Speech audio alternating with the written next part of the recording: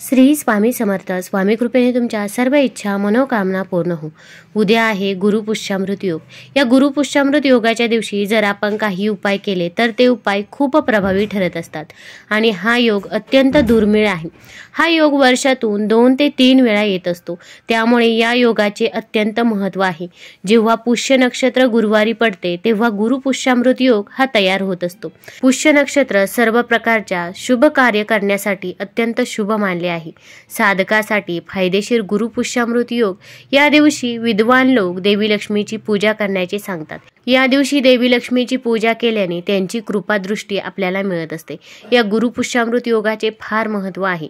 अशी आख्यायिका आहे की या दिवशी आपल्या कामामध्ये यश मिळवायचे असेल तर आपल्या कुलदेवतेची मनोभावे पूजा केल्याने त्यांचे आशीर्वाद देखील प्राप्त होतात. गुरुपुष्यामृत योग पूजा, मंत्र, तंत्र, संकल्प साधना, जप करण्यासाठी उत्तम आहे. तर या दिवशी आपल्याला काही उपाय हे आवर्जून करायचे आहे की ज्यामुळे आपले आयुष्य सुखकर होईल.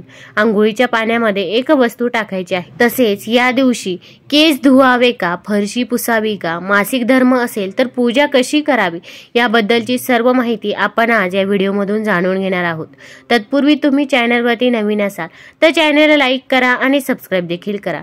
कमेंटमध्ये श्री स्वामी समर्थ तसेच ओम महालक्ष्मी नमः लिहायला विसरू नका.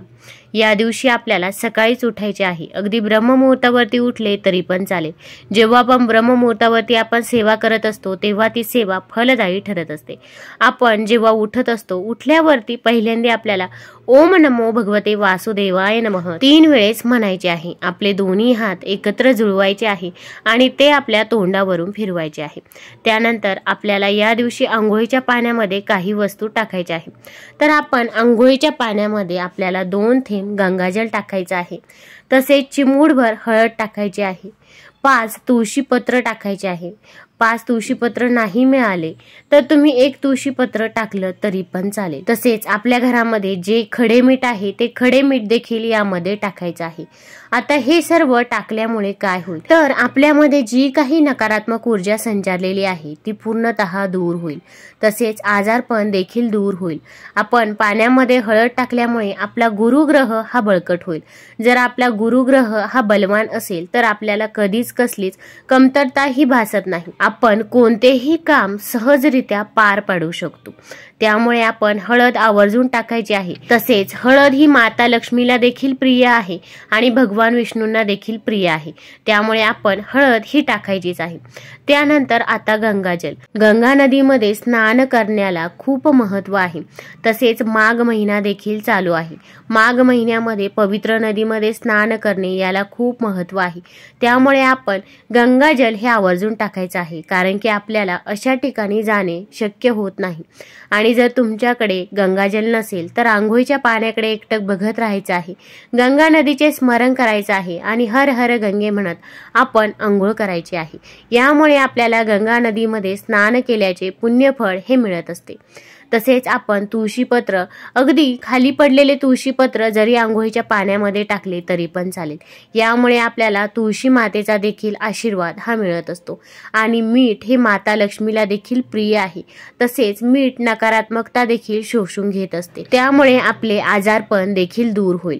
म्हणून या दिवशी घरातील अगदी छोटं बाळ असो किंवा वृद्ध व्यक्ती असो प्रत्येकाच्या आंघोळीच्या पाण्यामध्ये 2 थेंब गंगाजल, चिमूटभर हळद, तुळशीपत्र आणि थोडंसं खडे मीठ हे आवर्जून टाकायचं आहे. आता भरपूर वेळा आपण आंघोळीच्या पाण्यामध्ये अशा वस्तू टाकतो पण आपल्याला त्याचा लाभ होत नाही.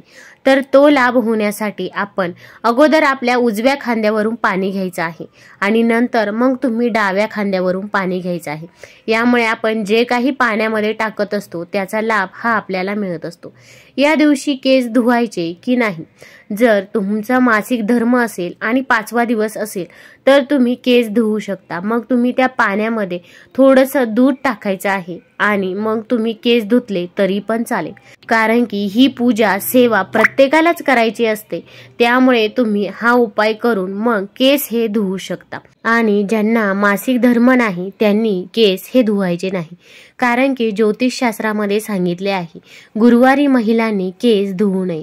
तसेच गुरुवारी पुरुषांनी दाढीही करू नये. गुरुवारी पुरुषांनी केस धुतले तरी चालतील पण महिलांनी केस हे धुवायचे नाही.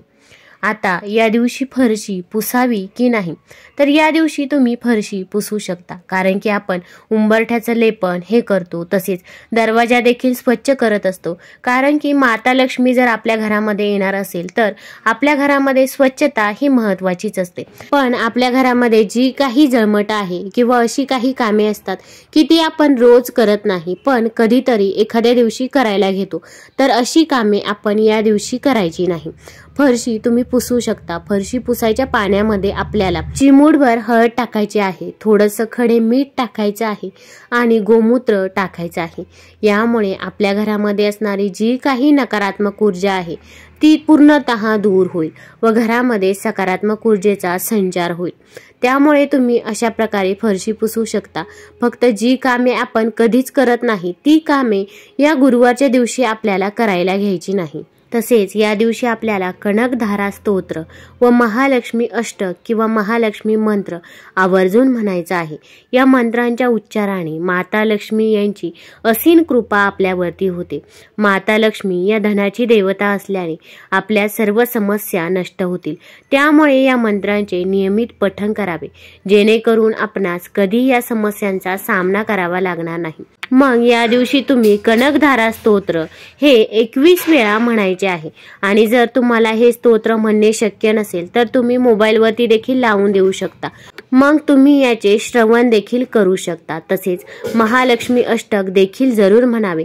यामुळे माता लक्ष्मीचा आपल्याला आशीर्वाद हा प्राप्त होत असतो. ज्या महिलांना पण मासिक धर्म आहे त्यांनी सेवा करायची का, तर त्यांनी पूजाही करायची नाही, पण आपण महालक्ष्मीचा मंत्र आहे, महालक्ष्मी अष्टक आहे, कनकधारा स्तोत्र आहे ते श्रवण करू शकता किंवा कुणाकडून तरी तुम्ही ही पूजा करून घेऊ शकता.